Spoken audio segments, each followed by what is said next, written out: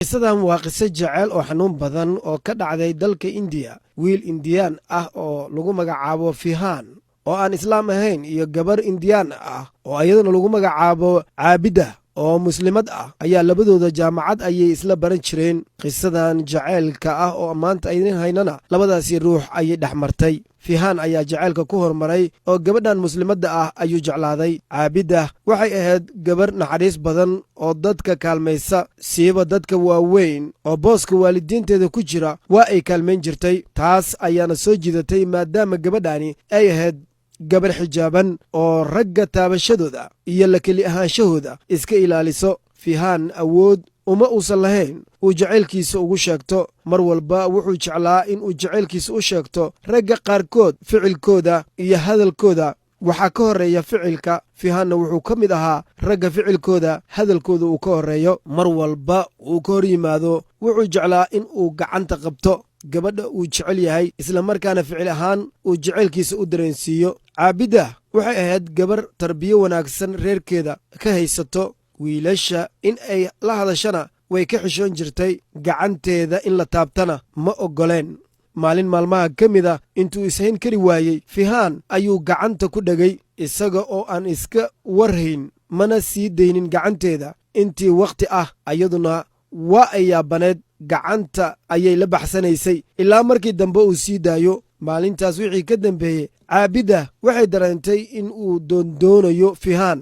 inta badan jaamacadda inta ay dhex joogaan labadooda waa is eegi jireen, ayadoo midba midka kale uusan la hadlaynin. jaceyl ayaa galay labaduba. midba midka kale waxay ka gaartay talow jacaylkiisa muu kuu sheegto. caabida inkastoo gabarh ay tahay, haddana muslim ah oo laga doonayo mar walba in ay muujiso sifaadka gabdhaha islaamka lagu yaqaano, waxay ka gaartay wiilkan fihaan ah muu kuu sheegtay jacaylkiisa. waaba arkayaa bay tidhi sida uu ii jecel yahay. fihaan isaga inkastoo uu wiil yahay, haddana isaga naftiisa ayuu canaanan jiray, wuxuuna raadin jiray fursad uu mar uun ugu sheegto jacaylkiisa oo uu qabo caabida.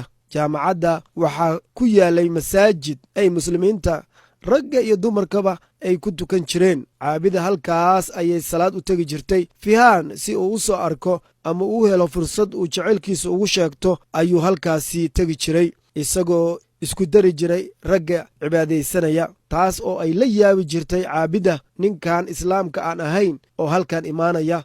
haddana way ay dareensanayd in uu iyada darteed uu u imaanayo si ay wax uu u fahansiiyo ama jacaylkeeda uu ugu sheegtana ma aysan garan jirin. arrintu waxay sidaasi ahaataba waxay gaartay in ay dareemaan ardayda jaamacadda la akhrisato.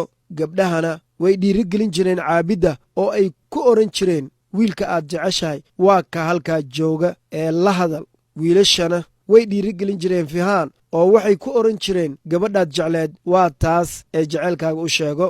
sheekadoodu waxay noqotay mid ay ardada jaamacadda oo dhan ay ku sheekaystaan. war labadan waxba iskuma sheegtaane ma isku guurinaa? ilaa ay ka gaartay maalintii dambe ayuu fihaan wuxuu qaatay warqad isagoo cabsi ay ku jirto, wuxuuna ku qoray qoraal dheer oo uga hadlayo jacaylka uu u qabo caabida. wuu u tuuray intuu fadhiistay meel u dhow. ayadiina markay akhrisay aad ayay u farxday, kama aysan gaarin inay qoraal dheer ugu jawaabto.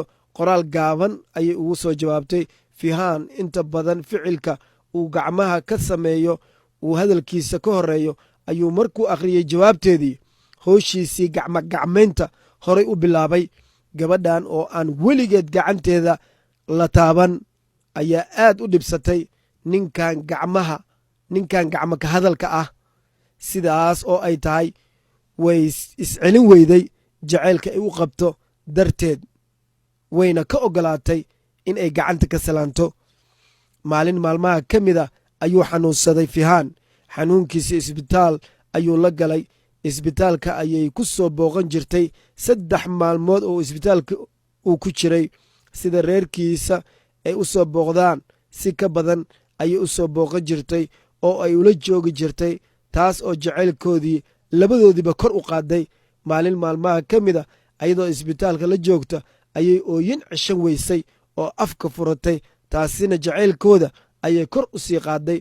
fihaan markuu isbitaalka ka soo baxay ayay hadiyad u keentay isagoo la yaaban hadiyaddan waxa ay tahay ayay ku tiri waa xirsi. waxaan kugu keenay in uu xijaab uu kuu noqdo oo cudur, balaayo iyo dhibaato kale aysan kugu dhicin. hindida muslimiintooda qaarkood iyo kuwa aan muslimiinta ahaynba xirsiga waa ay aaminsan yihiin. kulankooda kulankii xigay oo labadan mucaashaqiin ay kulmaan ayuu fihaan wuxuu ka codsaday caabidda in uu guursado oo ay ka oggolaato. caabidda farxad daraaddeed ayadoo iska warhaynin ayay hab siisay, ayadoo waagii hore ragga ka diidi jirtay xitaa in ay gacanta ka salaamaan. maanta jaceylka ayaa ka xoog badiyey. waa ku mahadsantihiin daawashada muuqaalkan. haddii aad ka heshay fadlan sheer garey si ay dad kale uga faa'iidaystaan, isla markaana sabskraibe inoo saar janalkan adigoo layg garaynaya. digniin: dadka inagu xidhan ma dhiirigelinayno sheekadan oo aan ka sheekaynayno dadka ay dhex martay in lagu daydo. waa haddii aan Soomaali nahay, ruux walba waa in uu dhaqankiisa iyo diintiisa uu ku dhegnaado. waxaan soo gudbinnay oo keliya qisada sida ay u dhacday oo barax tiran. mahadsanid mar